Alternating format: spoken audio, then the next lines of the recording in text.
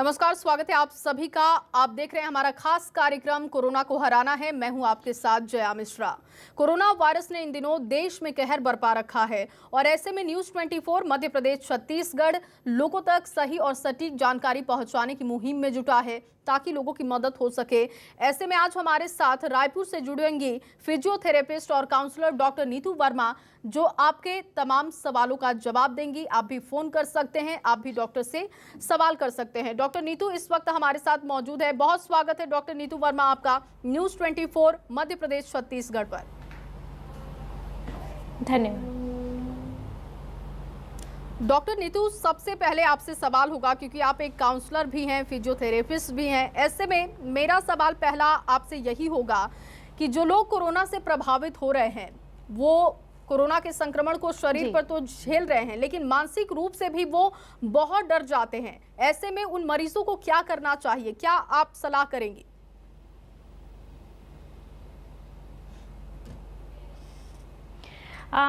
As a counsellor ऐसे cases में मैं यही बोलती हूँ कि पेशेंट को ओवर इंफॉर्मेशन से बचाइए। ओवर इंफॉर्मेशन मतलब व्हाट्सएप और सोशल मीडिया में जितनी चीज़ें आ रही हैं, इसमें बहुत सारे नेगेटिव ऐसे मैसेजेस होते हैं, या आपके क्लोज फ्रेंड, क्लोज रिलेटिव किसी के साथ अगर कोरोना के वजह से कोई घटना हुई है, तो ऐसे न्यूज़ से हमको पेशेंट को कुछ दिनों तक बचा के रखना है ताकि उनका मोरल हाई रहे।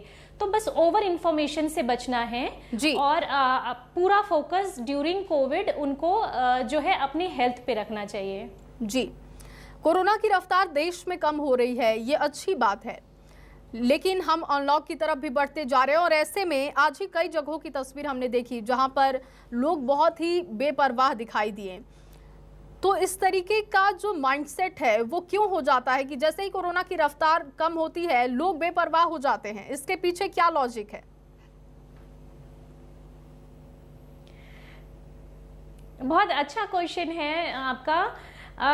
देखिए, कोई गवर्नमेंट, कोई रूल इससे आपको बचा नहीं सकता है, क्योंकि ये हमारी इंडिविजुअल रिस्पॉन्सिबिलिटी है जी। हमको खुद ही समझना होगा कि कोरोना अभी गया नहीं है, तो वैक्सीन लगवाना है, समय से सोशल डिस्टेंसिंग रखना है, डबल मास्क पहनना है और बेवजह घर से नहीं निकलना है। इस चीज़ का ध्यान हम ही को रखना है, चाहे वो अनलॉक में ही क्यों ना हो। आपको छूट मिली है, इसका मतलब आपको बीमार होने की छूट नहीं मिली है। खतरा अभी टला नहीं है।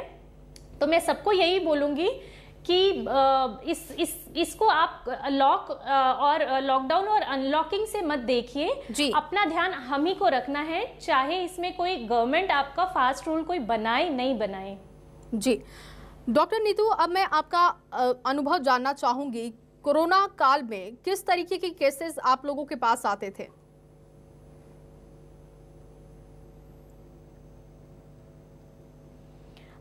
जी देखिए, फर्स्ट जो कोरोना की जो पहली लहर थी, उसके बाद बहुत मामूली ऐसे केसेस थे जिनमें उनको सांस लेने में तकलीफ थी, कोरोना के महीने भर बाद भी जी। और डॉक्टर्स ने उनको ये बोला हुआ था कि महीना, 2 महीना, 3 महीने में अपने आप रिकवर हो जाएंगे, बट महीने भर बाद भी उनको ब्रेथलेसनेस थी, डर तो था ही, और उनको दिनचर्या की एक्टिविटी मतलब अपना काम करने, बाथरूम तक जाने, उठ के बाथरूम तक जाने, इतने में भी उनको वीकनेस थी।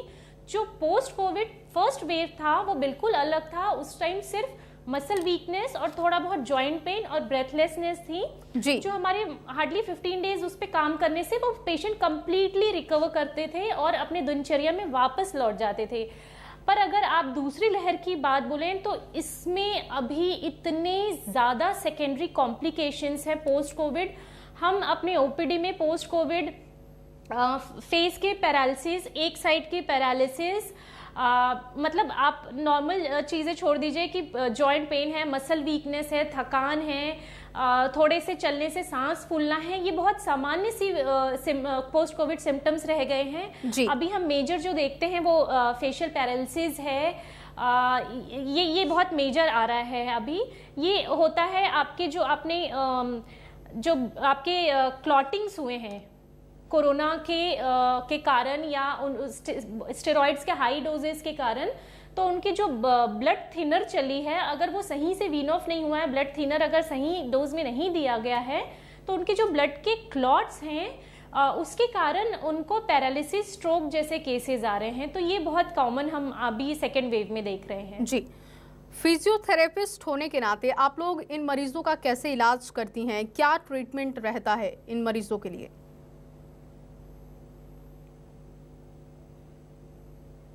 जी, अब हम मुद्दे पे आते हैं कि जब अब फिजियोथेरेपी पॉइंट ऑफ व्यू से कहें तो WHO है और जितने बड़े ऑर्गेनाइजेशंस हैं, उन्होंने अभी फिजियोथेरेपिस्ट के रोल को बहुत क्रिटिकल, बहुत इंपॉर्टेंट माना है पूरे कोविड में, खासकर सेकेंड वेव में, क्योंकि हमारे कोविड का रिहैबिलिटेशन जो है, पुनर्वास जो है, वो कोविड खत्म होने के बाद नहीं शुरू हो रहा है। अब जो है पेशेंट, कई हमने ऐसे पेशेंट देखे हैं जो 40-40 दिन आईसीयू में रहे हैं या 20-20 दिन वो वेंटिलेटर में रहे हैं। तो हमारा जो फिजियोथेरेपी का काम है वो आईसीयू से शुरू होता है, वार्ड में सेकेंड फेज रहता है, और घर आने के बाद या कोई अगर माइल्ड सिम्टम्स हैं और होम आइसोलेशन में हैं तो वहाँ पे भी ब्रीदिंग एक्सरसाइजेस और फिजियोथेरेपी शुरू होती है। तो जब हम आईसीयू की बात करते हैं तो क्योंकि पेशेंट के पास उनके रिलेटिव्स नहीं पहुंच सकते या इतने फिजियोथेरेपिस्ट अवेलेबल नहीं हैं कि वो सब हर एक पेशेंट का रिहैबिलिटेशन कराएं, तो मैं यहाँ पे ये ज़रूर बोलना चाहूँगी कि जितने लोग देख रहे हैं ये प्रोग्राम, वो अवेयर करें। जो लोग इवन वेंटिलेटर में हैं, उनके पास कोई वार्ड बॉय, नर्स या डॉक्टर, फिजियोथेरेपिस्ट नहीं पहुंच पाता है, तो वो खुद अपनी देखभाल कैसे करेंगे। उसमें सिंपल सा टिप है कि इतने दिन आईसीयू में रहने के बाद पेशेंट का वेट बहुत कम हो जाता है और मतलब वो अपने बिना किसी सहारे के, मतलब वो बेड से भी नहीं उठ पाते हैं, उनको सहारा लेना पड़ता है, इतनी ज़्यादा उनके मांसपेशियों में कमज़ोरी है। उसके लिए बस उनको ये करना है कि दिन में 2 से 3 बार बिना किसी नर्स, वार्ड बॉय, फिजियोथेरेपिस्ट के हेल्प के उनको जिस भी पोजीशन में वो लेटे हैं पेशेंट आईसीयू में, उनको अपनी सारी मसल्स टाइट करनी है, सारी मसल्स हर तरीके से टाइट करनी है, ढीला छोड़ना है, टाइट करना है, ढीला छोड़ना है। गर्दन, शोल्डर, हाथों के, कमर के और जांघों के, पैरों के जितने मसल्स हैं, बस बिस्तर को जोर से दबाने जैसा उनको पार्ट पार्ट में टाइट करना है और ढीला छोड़ना है, जिससे आपके मसल्स में जान बची रहेगी, सर्कुलेशंस बचे रहेंगे और जल्दी से वो जब आईसीयू या वार्ड से बाहर निकलेंगे तो एंटी ग्रेविटी खड़े हो सकते हैं। और जॉइंट पेन भी ऐसे पेशेंट्स में कम देखा गया है अगर वो जो फिजियोथेरेपी है आईसीयू से शुरू करते हैं। फिर हम आते हैं वार्ड, अगर कोई बहुत लंबे समय तक वार्ड में रहा है, उनके भी जॉइंट्स पेन आते हैं, तो उनको भी यही करना है कि जिस भी पोजीशन में वो लेटे हैं, दिन में कम से कम दो बार उनको सारे जॉइंट्स को जितना हो सके मूव करना है। अगर आपके शोल्डर में ये रेंज दिया है कि शोल्डर पूरा घूमता है और एंटी क्लॉकवाइज, क्लॉकवाइज, तो उनको बस लेटे लेटे शोल्डर को पूरा घुमाना है, एल्बो पूरा मोड़ना है, सीधा करना है। मतलब जितने भी जॉइंट्स हैं, उस जॉइंट में जितने भी रेंज में मूवमेंट पॉसिबल है, वो बस उनको वो मूवमेंट करना है, गर्दन हिलानी है, कमर हिलाना है, पाँव हिलाना है। इतने से भी वो अपने पोस्ट कोविड जॉइंट पेन से बचे रहेंगे।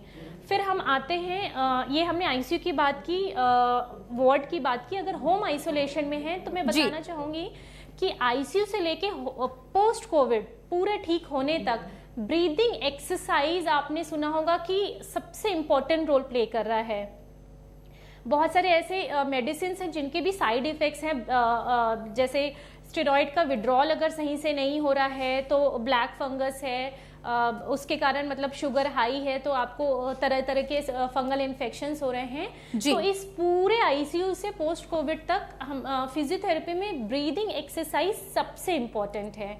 तो मैं आप सबसे रिक्वेस्ट करूंगी कि ब्रीदिंग एक्सरसाइज डे 1 से शुरू करना है। और हम इस पे ये बात करेंगे कि जो पेशेंट है सबसे पहले ये समझ जाए कि नॉर्मल ब्रीदिंग क्या होता है, क्योंकि दुनिया में 80% ऐसे लोग हैं, हम सबको लगता है कि हम नॉर्मल ब्रीदिंग कर रहे हैं, पर हम सब गलत ब्रीदिंग करते हैं। तो मैं बताना चाहूंगी कि नॉर्मल ब्रीदिंग क्या होता है। जी डॉक्टर नीतू, आप अपनी बात यहीं से कंटिन्यू कीजिएगा, आप अपनी बात यहीं से कंटिन्यू कीजिएगा। एक कॉलर हमारे साथ जुड़े हुए हैं, अरुण, वो आपसे सवाल करना चाहते हैं। अरुण, सवाल कीजिए। जी जी जी मैडम, मैं ये जानना चाह रहा था कि पिछले साल जब कोरोना आया था तो उस समय हमने टेस्ट कराए थे, लेकिन हमको एक बार भी कोरोना डिटेक्ट नहीं हुआ था। लेकिन अभी हमारी दोनों वैक्सीन भी लग चुकी है, लेकिन हमारा चेस्ट हमेशा भारी भारी सा महसूस होता है और सांस लेने में ऐसा लगता है कि गुब्बारा में पूरा फुलाया नहीं जा पा रहा। तो ऐसी फीलिंग आती है, तो इसमें क्या कोई नॉर्मलिटी है या नॉर्मल है?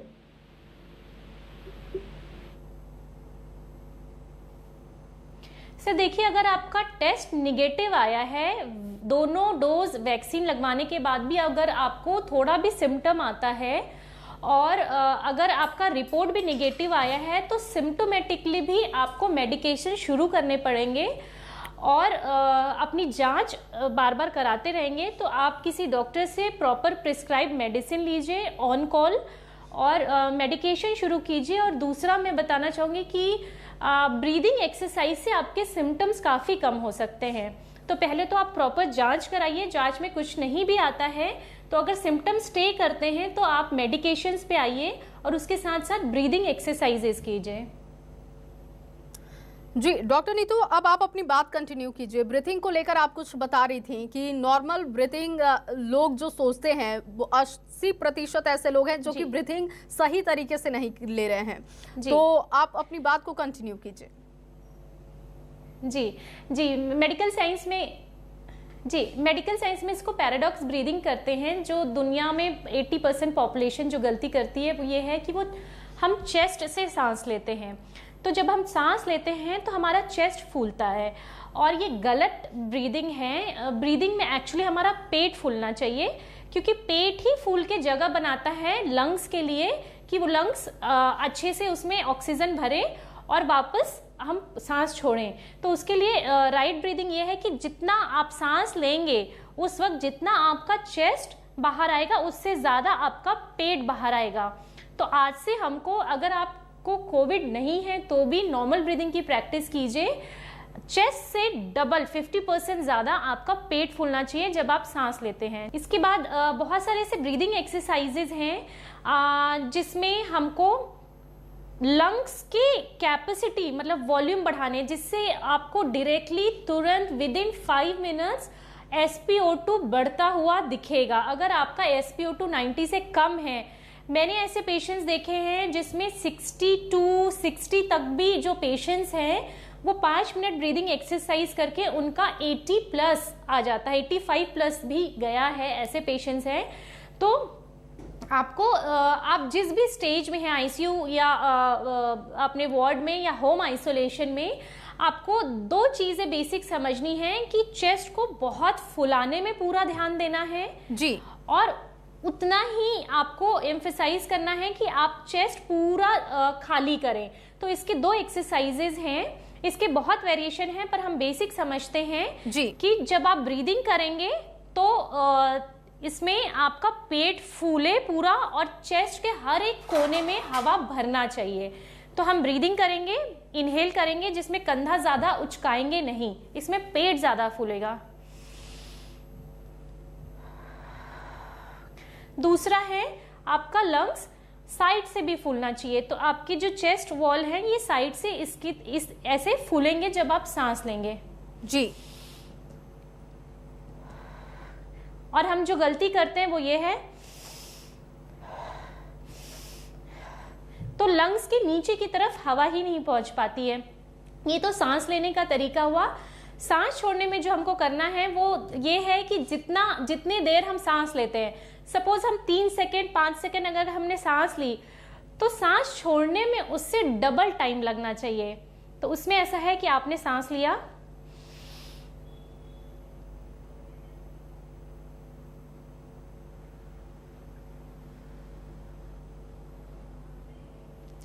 सांस छोड़ने में आपको डबल समय लगना चाहिए। इसका रीजन ये है कि जब तक गुब्बारा जो है पूरा खाली नहीं होगा तो नया फ्रेश ऑक्सीजन वहां पे नहीं आ पाएगा।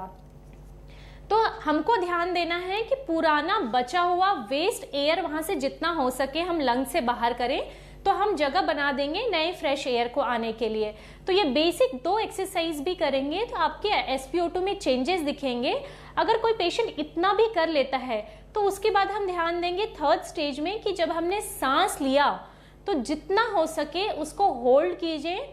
नॉर्मली अगर आप और मैं स्वस्थ हैं तो कम से कम 30 to 40 सेकेंड होल्ड कर सकते हैं, और जिनकी प्रैक्टिस है वो जो योगा करते हैं वो 2 मिनट भी होल्ड कर लेते हैं।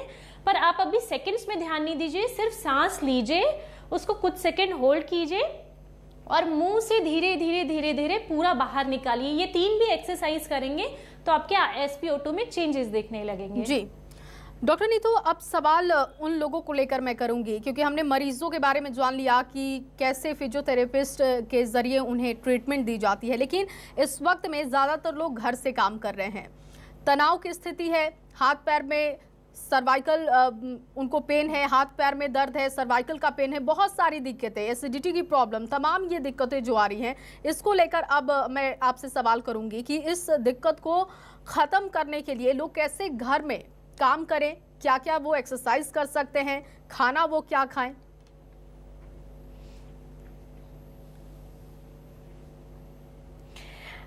देखिए, आप कोविड पेशेंट है या नहीं है, नहीं हुआ अभी तक, तो भी आपको प्रोटीन इंटेक में ध्यान देना है। जितना हो सके आप प्रोटीन लीजिए, कार्बोहाइड्रेट कम रखिए और प्रोटीन लीजिए।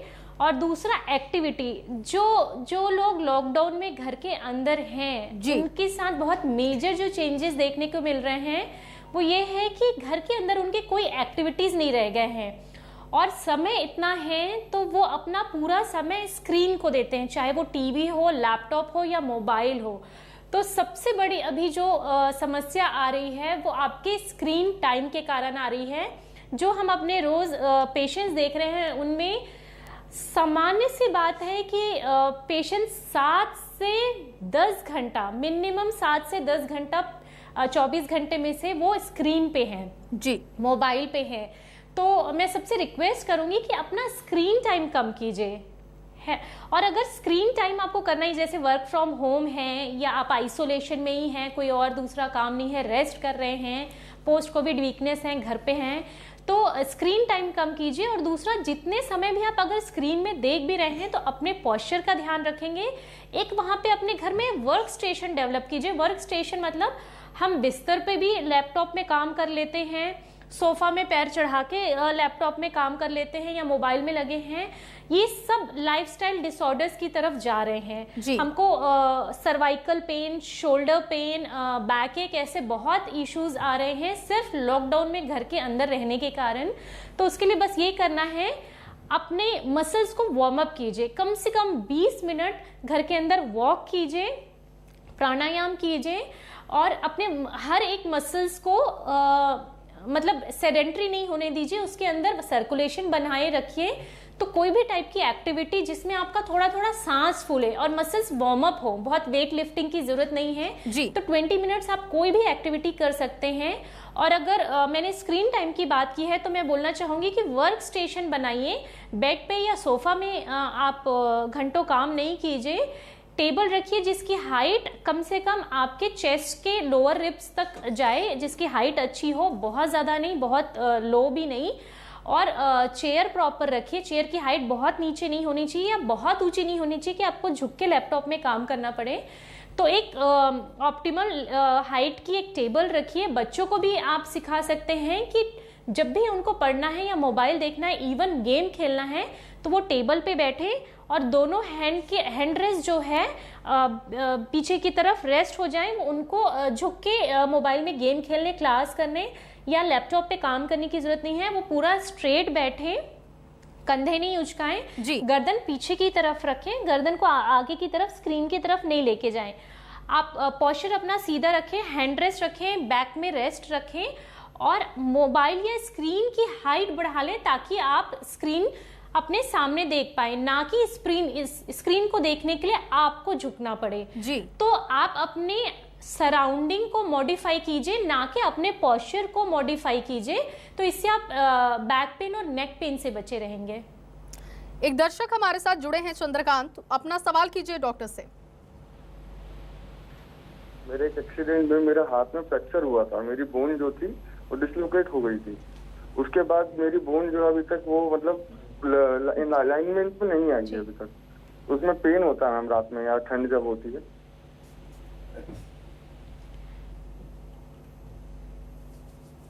अच्छा सर, बोन अगर एकदम डिसलोकेट हुई होगी तो ज़रूर से अभी तक वो वापस आ गई होगी, बट उस समय जो मसल खींचा होगा उसका सही से रिहैबिलिटेशन नहीं हुआ होगा। तो ये बहुत वेग क्वेश्चन है, मतलब मैंने आपका कोई एक्सरे या पुरानी कोई हिस्ट्री नहीं देखी और किस जगह में है, मसल कितने इफेक्टेड है मुझे नहीं पता। अगर ये बहुत पुराना है तो बहुत टाइम तक मसल जब खींचे रहती है तो खींचे खींचे रहने के कारण वो वीक भी हो जाती है, जिसके कारण भी पेन होता है। और हो सकता है वहाँ पे कोई न्यूट्रिशनल डेफिशिट हो, मसल में प्रोटीन चाहिए, डी आपका विटामिन डी चाहिए, ये बहुत ज़रूरी है। नर्व्स को B12 चाहिए, इनमें से किसी की डेफिशिएंसी भी हो सकती है जिसके कारण आपको मौसम बदलते ही पेन हो रहा है। तो ये आधी हिस्ट्री के बेस पे मैं आपको बहुत एडवाइस नहीं कर सकती। आप आपके नियरेस्ट फिजियोथेरेपिस्ट को देखिए और उनको आप कंसल्ट कीजिए। फिर भी मैं ये बोलूँगी कि उस एरिया, उस जो जॉइंट डिसलोकेट हुआ था उसके चारों तरफ पेन आपको कहीं पे भी हो, उसके चारों तरफ के मसल को पूरा रिलैक्स कीजिए और जब वो पूरा रिलैक्स हो जाए तो उसकी स्ट्रेंथनिंग कीजिए और आप कंप्लीट रिकवर कर सकते हैं। डॉक्टर नीतू, आपने कहा कि गैजेट से अपनी दोस्ती कम करनी होगी अगर अच्छी लाइफ जीनी है तो, लेकिन जब हम ऐसे सवाल करते हैं तो ज़्यादातर लोग फिर हमसे सवाल करते हैं कि आप डॉक्टर से जवाब भी तो पूछिए कि ये हम करें कैसे। तो कोई आपके पास जवाब है क्या इसका?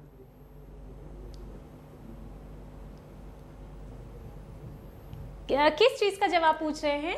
कि पूरे दिन अगर आप घर में हैं तो कैसे 7-8 घंटे तक आप अपने फोन को, अपने लैपटॉप को अपने से दूर रखें, इसका कोई जवाब आपके पास हो? जी, एज अ काउंसलर मैं इसका जवाब दे सकती हूँ मैम। एज अ फिजियोथेरेपिस्ट तो मैंने बोल दिया है कि कम से कम 20 मिनट, जहां आप 10 घंटे का स्क्रीन टाइम है तो 20 मिनट तो आप अपने शरीर के लिए निकाल ही सकते हैं, जो बहुत कम है। एज अ फिजियोथेरेपिस्ट मैं आपसे डिमांड कर रही हूँ, पर अब अगर एज अ काउंसलर बोले तो इस लॉकडाउन को, ये जो घर में आपका वर्क फ्रॉम होम चल रहा है, इसको बहुत अच्छी अपॉर्चुनिटी मान सकते हैं अलग अलग फील्ड में अपने आप को इम्प्रूव करने का। आप घर के अंदर अपना बॉडी बिल्डिंग कर सकते हैं, या कोई मस्कुलर पेन या जॉइंट पेन है उसको ठीक कर सकते हैं। तो आप अपने अलग अलग एरिया में अपने इम्प्रूवमेंट का टारगेट कीजिए, जिसमें आपका हेल्थ भी हो। आप अपना हेल्थ घर के अंदर बिना किसी के हेल्प के या वीडियो कंसल्टेंसी या यूट्यूब देख के कैसे इम्प्रूव कर सकते हैं, ये पहला टिप है, जिससे आपको बहुत पॉजिटिविटी आएगी। जैसे जैसे आप अपने हेल्थ पे काम करेंगे आपको बहुत पॉजिटिविटी भी आएगी। दूसरा है, क्योंकि सब जगह बहुत निगेटिव न्यूज़ है, हमने अपने आसपास बहुत लोगों को खोया है, फैमिली मेंबर्स को खोया है, तो सबसे सेकंड जो है वो मेंटल हेल्थ है। मेंटल हेल्थ आप फेसबुक और इंस्टा में नहीं ढूंढिए, या रोज अपना कोई टिकटॉक वीडियो बना के डालने से आपको मेंटल सेटिस्फेक्शन नहीं आएगा। जब तक आप घर में बैठे बैठे या तो किसी की हेल्प नहीं करेंगे, आपको मेंटल सेटिस्फेक्शन नहीं आएगा। किसी और को आप खुश नहीं कर रहे हैं, किसी की मदद नहीं कर रहे हैं, कोई बात नहीं, क्योंकि हम अंदर घर के अंदर हैं तो हमारे भी लिमिटेशंस हैं। लेकिन आप अपने मेंटल हेल्थ पे काम कीजिए, मेडिटेशन कीजिए। मेडिटेशन बोलना आसान है लेकिन करना मुश्किल है, पर आप शुरुआत कर सकते हैं क्योंकि आपके पास समय बहुत है जी। फेसबुक और इंस्टा का टाइम कम कीजिए, थोड़ा सा मेडिटेशन कीजिए, और जरूर से फोन अगर आप देख रहे हैं जी तो मोटिवेशनल स्पीचेस देखिए, यूट्यूब में मोटिवेशनल वीडियोस देखिए, और बुक आपके साथ है। और सबसे पहली बात, आज हम अगर 15 घंटे अपने फैमिली के साथ हैं, बाकी समय अगर सो रहे हैं, और 15 घंटे हम अगर जगे भी हैं तो भी हम अपने फैमिली के साथ नहीं हैं, क्योंकि जब आपका फैमिली मेंबर, आपके बच्चे या स्पाउस या मदर फादर आपके साथ है तो भी हम पूरे टाइम मोबाइल पे रहते हैं। बिल्कुल, इन आदतों को छोड़ना होगा, और आपका जवाब बहुत लोगों की मदद कर सकता है डॉक्टर नीतू। बहुत ही माफी के साथ रोक रही हूँ क्योंकि समय की कमी है थोड़ी। बहुत शुक्रिया आपका न्यूज़ 24 मध्य प्रदेश छत्तीसगढ़ से बातचीत करने के लिए। जी जी। तो फिलहाल इस खास कार्यक्रम में बस इतना ही। आप बने रहिए न्यूज़ 24 मध्य प्रदेश छत्तीसगढ़ के साथ।